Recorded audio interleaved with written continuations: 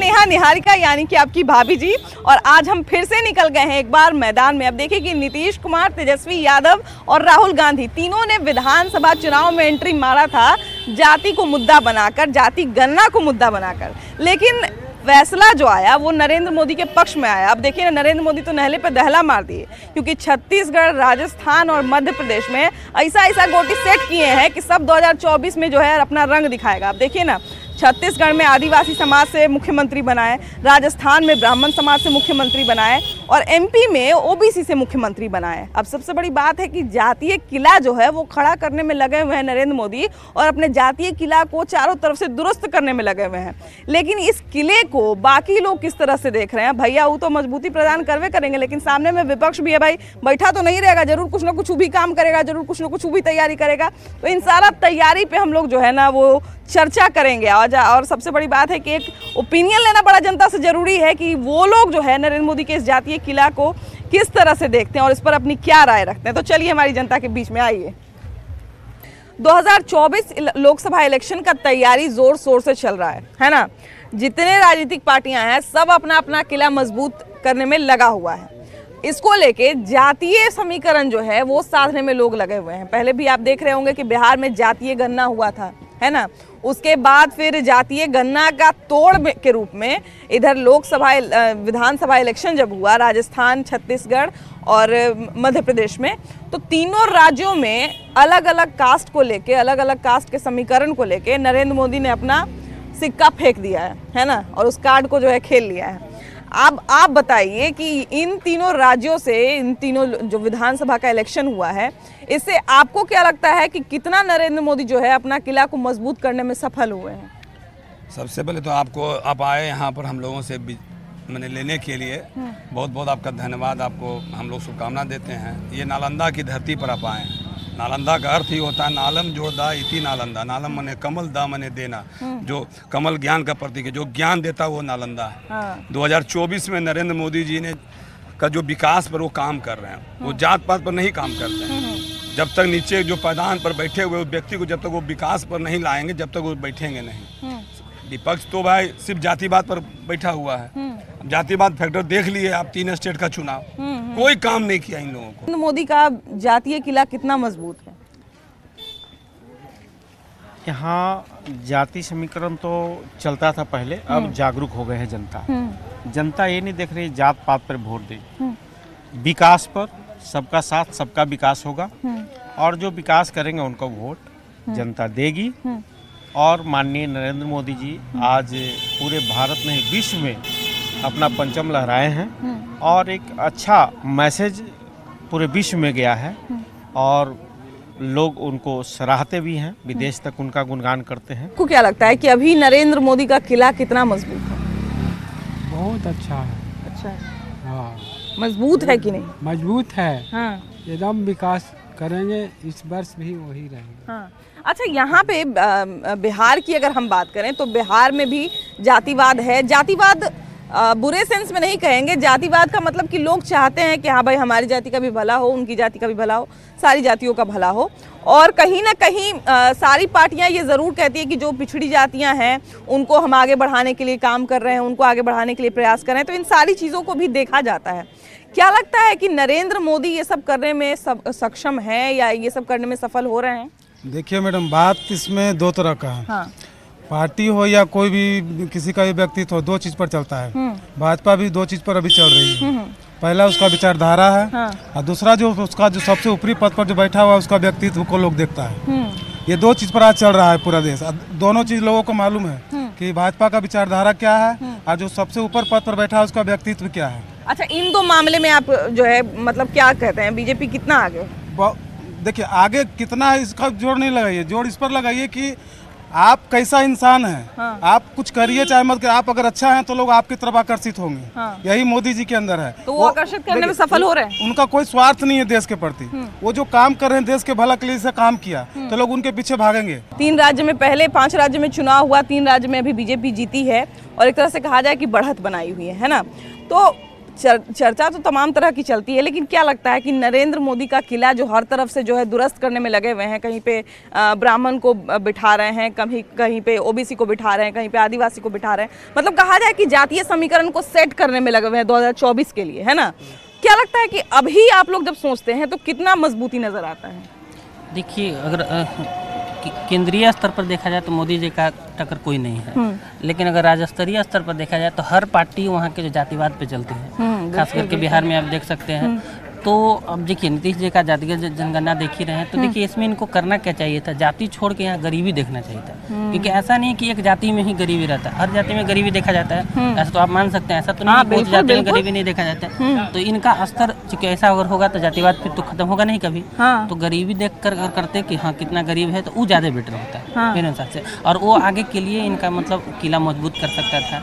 मतलब ये नरेंद्र नीतीश कुमार के पक्ष में आता अगर वो इस तरह की चीजें करते तो, क्योंकि हर जाति से इनको देखिए, अगर जाति को देख के सिर्फ करेंगे तो कभी काम नहीं होगा, क्योंकि ठीक है उनका तो अपना वोट बैंक बनता रहेगा, लेकिन इंसान का जो जनता है उसका तो कल्याण कभी नहीं होगा। वोट बैंक बनता रहेगा, और प्लस बात ये है कि नीतीश कुमार तैयारी कर रहे थे 2024 का, है ना, पूरा इंडिया अलायंस बनाया, आपको याद होगा, सारे पार्टी को एक किए, इवन ये जब बुलाए थे तब राहुल गांधी भी चल के यहाँ पे आए थे, केजरीवाल भी आए थे, ममता बनर्जी भी आई थी, तो इनका तैयारी उस लेवल का था, है ना, नीतीश कुमार का तैयारी उस लेवल का था।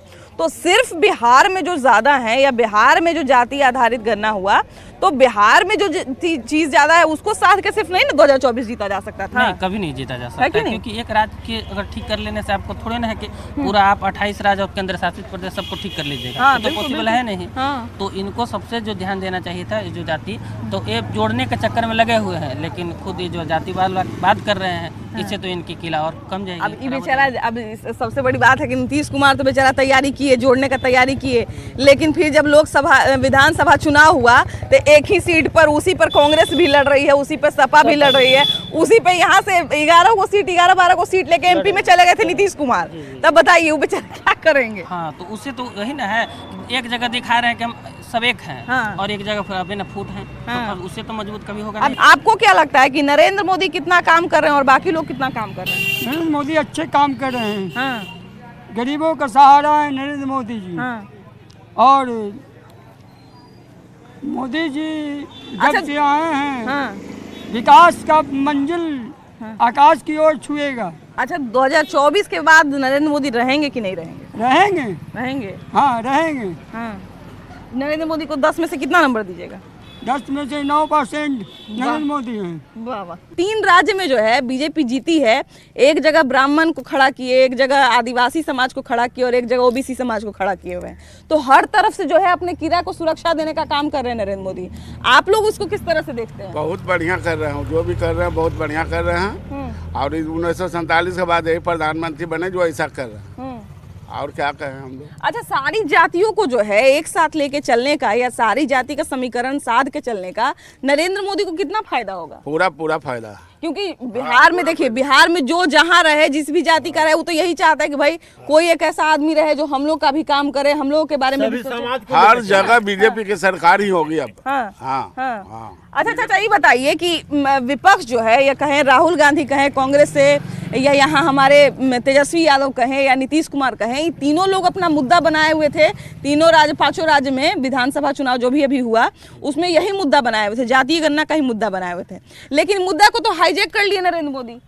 नरेंद्र मोदी जो काम किए, जो बहुत सबस काम किए, और आने वाला समय के लिए जनता पूरे भारत उन्हीं का साथ है, समझे। और जो क्षेत्रीय विधायक दल है वह अपना अपना काम, अपना अपना घर को ठीक करने के लिए लगे हुए हैं, अपने अपने भाई को, भतीजा को और परिवार को गद्दी पर बैठाने के लिए लगे हुए हैं। ये तो वैसा काम नहीं किए हैं। वह आज भी छत्तीसगढ़ और शिवराज सिंह चौहान में, ये मध्य प्रदेश, एक ऐसा को उठा करके मुख्यमंत्री बनाए जो उनका घर में कभी सोचा नहीं था कि मेरा घर के भी कोई मुख्यमंत्री बन सकता है। सुन रहे थे कि तो शिक्षक बनना चाहते थे, उनके पिताजी उनको शिक्षक बनाना चाहते थे। किनको? भजन लाल जी जो बने हैं राजस्थान में, जो बने हैं उनके पिताजी उनको शिक्षक बनाना चाहते थे, भजनलाल जी मुख्यमंत्री बने राजस्थान के। हाँ। उनको देखिए कि मुख्यमंत्री बना दिया गया। तो कहीं ना कहीं भैया सारा जाति को एक एक माला में पिरो दिए। है ना। बहुत बढ़िया काम कर रहे हैं। और यही नहीं है कि पारिवारिक बात से दूर चले गए हैं, और जो कर्ता उनका बीजेपी के जो कर्ता जो नीचे स्तर के है उसको भी गद्दी पर बैठाने का उनका एक ध्यान है। अच्छा एक बात और बताइए कि ऐसे हम लोग कहते तो हैं कि हाँ मोदी ऐसे किए, मोदी ऐसे किए, लेकिन कहीं ना कहीं बीजेपी में तो बहुत सारा लोग है ना, बहुत सारा समझदार लोग है, बहुत सारा सब मिल के निर्णय लेता होगा। तो ये जब इतना सारा निर्णय ये लोग सोच के माने मुख्यमंत्री भी ऐसा सोच के बना रहे 2024 में जो सहायता करे, है ना, तो जो 2024 में जो सहायक बने, तो फिर कांग्रेस में या आरजेडी में या जेडीयू में ये लोग क्यों नहीं इन सब चीजों पे सोच रहे हैं?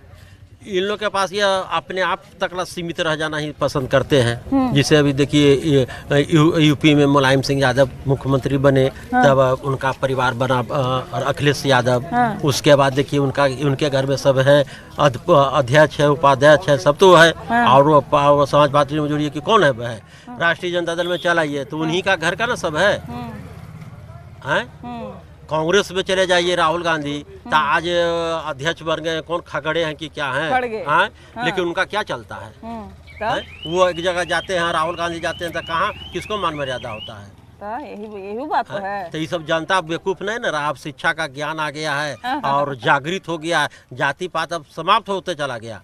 यहाँ पर 4 जाति है, अगर हमको कुछ हो जाएगा तो यही सब न उठावेगा कि मेरा जात उठावेगा, आपको दिल्ली से उठाने के लिए है। तो ये सब अब सोच से बाहर की ओर चला गया है। ये चलते आपके जाति का तो नेता हो सकता है कि यहाँ से देख के जल्दी से कार तेज करके निकल जाए, वो अपनावेगा अथी करने के लिए, वोट बैंक बनाने के लिए, समझे। आई तो मोदी जी कम से कम 4 आना हर घर में दे रहे हैं, गरीब हो अमीर हो सभी के पास जा रहा है, चाहे जिस विधि से जा रहा है। फिर 5 बरस के देखिए गल्ला कर दिए हैं। खाने के लिए तो मोहताज कोई नहीं है, गरीब से हो जो घर में चावल है, आटा है, नीमक रोटी बना के खा लेता है। भाई आप जानता तो नीमक रोटी न खाएगा, आप बाकी तो नेता के देख ही रहे हैं VIP अलमारी में क्या क्या मिल रहा है, क्या क्या मिल रहा है जो देखबे किए। कांग्रेस के मशीन फेल हो गया, कितना अरब उतना पैसा अगर किसी के पास रहता तब यहाँ 5-5 रुपया के लिए आदमी मोहताज है। यहाँ पे देखिए कि तमाम तरह की चीजें हैं, जातीय समीकरण भी है, उसके बाद लोग कहते हैं कि भैया अंत में तो विकास पे ही लोग वोट देते हैं, लेकिन कहा जाए कि सारा लोग जरूर चाहता है कि हाँ आप भाग कह रहे हैं। अच्छा ये बताइए कि हिया पर जो है कौन कौन नेता को हिया देखे हैं आप, आपके गांव में कौन कौन नेता पहुंचे हैं? हम लोग लालू जी और कांग्रेस से खिलाफ है।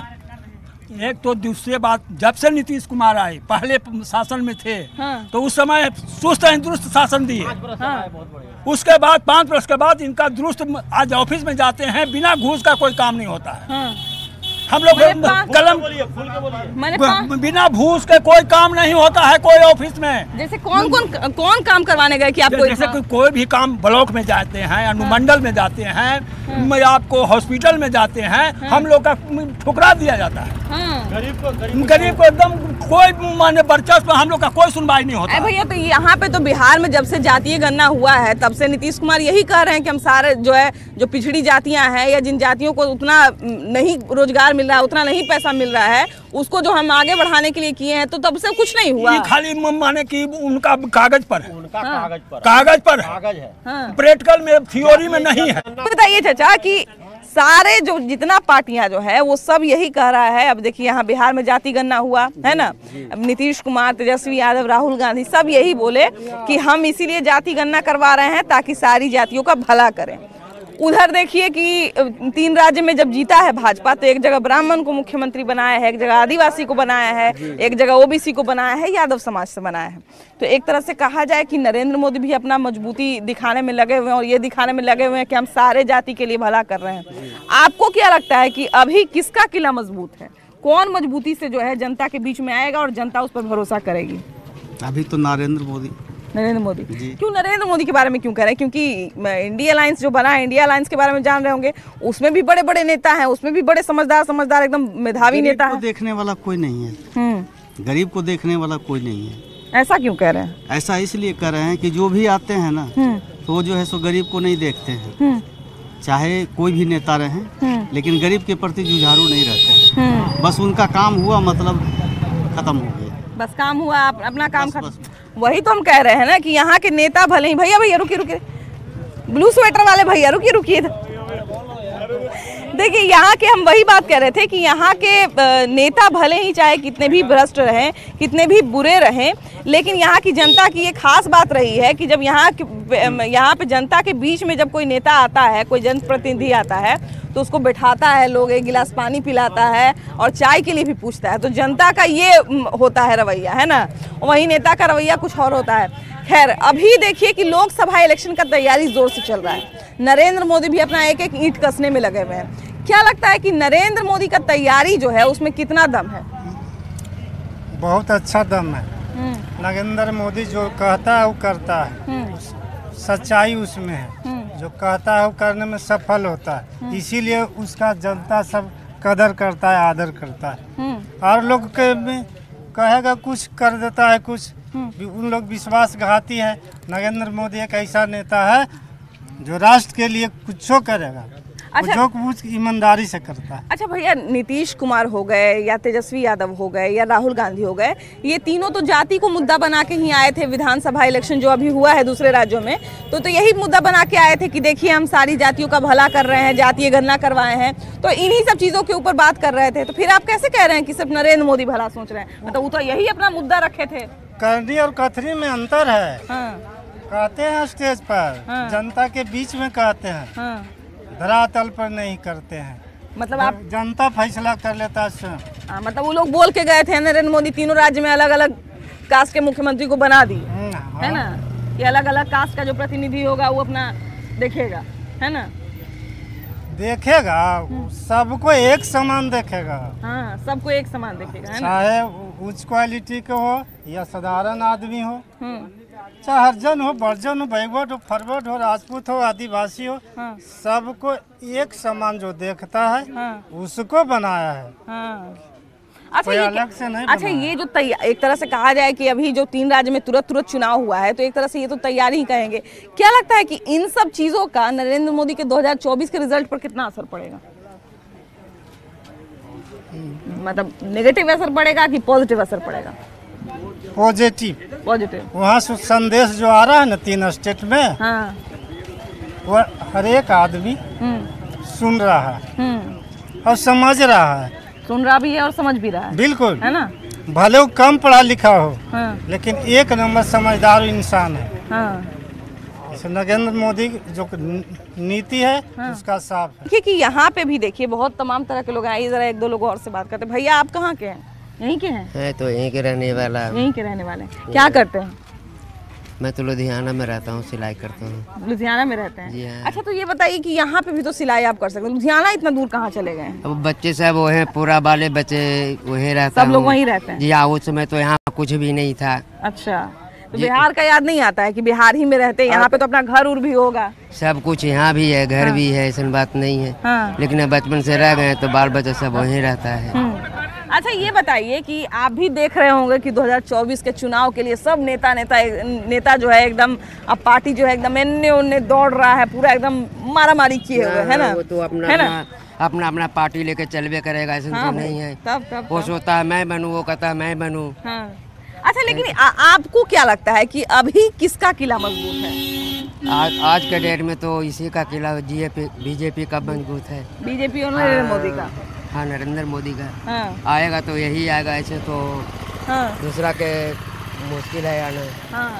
मतलब आपको पूरा विश्वास है ना? भैया थोड़ा इधर आइए ना, आइए इन्हें आइए। आप बैग टांग के कहाँ से आ रहे हैं? हमारे क्षेत्र से जी। मतलब कहाँ क्षेत्र से? हम सोशल वर्कर करते हैं। सोशल वर्क करते हैं? जी। किस चीज़ के लिए काम करते हैं? हम एजुकेशन पर काम करते हैं। एजुकेशन पर तो बिहार में भी बहुत काम हो रहा है। अभी लगातार नाम सुन रहे होंगे शिक्षा विभाग के मुख्य अपर सचिव के पाठक का। जी, है ना, एकदम नीतीश कुमार के नंबर 1 IAS हैं। उनका तो ट्रांसफर हो गया ना उनका।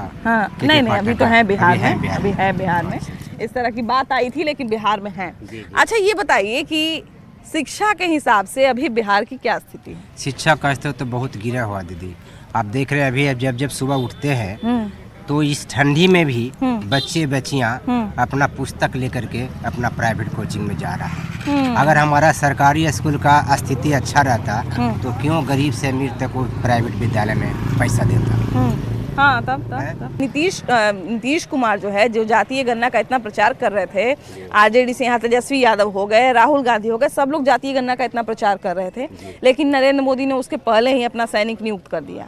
तो नरेंद्र मोदी का किला अभी, जातीय किला जो है वो कितना मजबूत है अभी के डेट में वर्तमान में तो काफी मजबूत देखा जा रहा है और फ्यूचर भी उनको अच्छा लग रहा है। मोदी जी का फ्यूचर मतलब अभी सुरक्षित है। जी जी।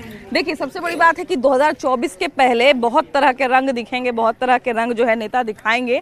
और जहां तक बात है नरेंद्र मोदी के जातीय किले का, तो सारा ईंट जो है दुरुस्त करने में तो लगे हुए हैं, सब जगह जो है सैनिक नियुक्त करने में तो लगे हुए हैं, लेकिन उसके बावजूद अभी लोकसभा चुनाव में समय है और उस समय आने से पहले जो है इस किले की मजबूती कितनी रहती है और कितना और मजबूत होता है, ये सब हम लोग देखेंगे भी और दिखाएंगे भी आपको। लेकिन फिलहाल इस एपिसोड में इतना ही। अगले एपिसोड में हम लोग फिर से मिलेंगे एक नए मुद्दे के साथ, लेकिन तब तक के लिए बाय बाय।